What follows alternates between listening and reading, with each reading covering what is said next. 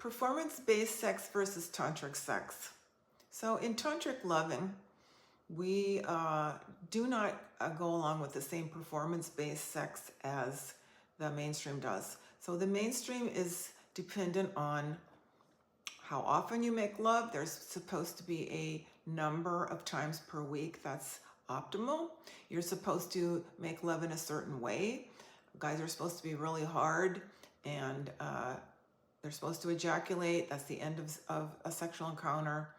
If it's a heterosexual, or if it's obviously if it's gay, then the ejaculation is considered to be the high point. The woman's orgasm is the high point. Women are supposed to not take too long to orgasm. They're supposed to be able to have multiple orgasms. Now there's pressure to be able to perform, to have squirting and female ejaculation. All these kinds of measurements.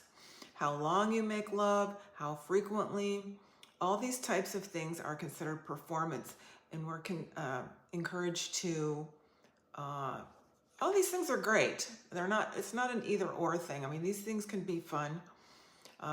Dress up and be in sexy postures, and the more you look like a conventionally good-looking person, the better. If you're an average-looking person, then you're supposedly less sexy. I like to tell this story of, I think this movie was called The Holiday. It's about 10 years old. And it had these two couples, and one was Cameron Diaz, of course, is very gorgeous, and they had Kate Winslet, who's also very gorgeous, playing the not-so-pretty one.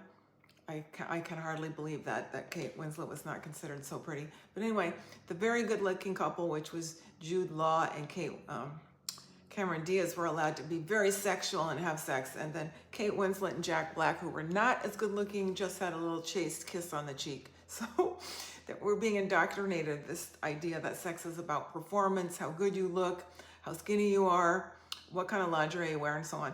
Again, all that stuff can be fun, but it's not really very tantric. Tantric is, we're just being in the moment.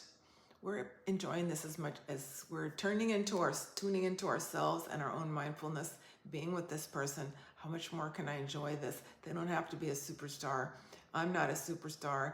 We're inviting the divine in here to be with us. And we'll talk more about this, but it's actually pretty amusing when you start looking at it.